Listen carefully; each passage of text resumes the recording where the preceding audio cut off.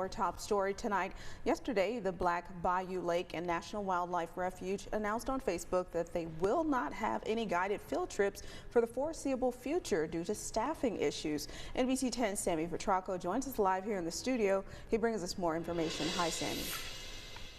Thanks, Kyla. Budget cuts have cut staffing at the Black Bayou Lake and National Wildlife Refuge, and even with all their volunteers, it may not be enough to keep guided field trips and classes on at the refuge for now.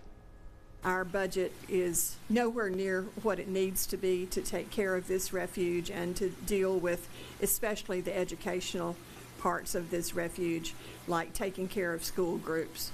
The Black Bayou complex spans across the entire lake and surrounding areas to combine for 4 different refugees. With the budget cuts and a few retirements, the staffing has gone from 18 people to 5 people who struggle to maintain and keep up the entire area.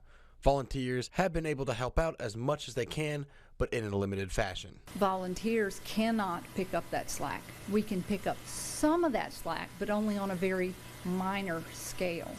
The refuge, trails, and some of the centers are still open, including being open to classes, schools, and field trips to come by and visit. However, the refuge cannot provide any more guided field trips or much education on the refuge for the time being. The less staff means things are just not taken care of to the extent that we would like them to be. However, we're doing the best we can to keep the refuge open for the public. The refuge looks good, but that's because people are working really hard behind the scenes to keep it looking good. Their future is uncertain as of right now, as they start the process of talking and figuring out their next steps. They have meetings set up for this Friday and in a couple of weeks to talk and come up with some contingency plans so that they can keep going. Uncertainty is really a big word for us right now because we don't know what's happening next from the federal level down to us.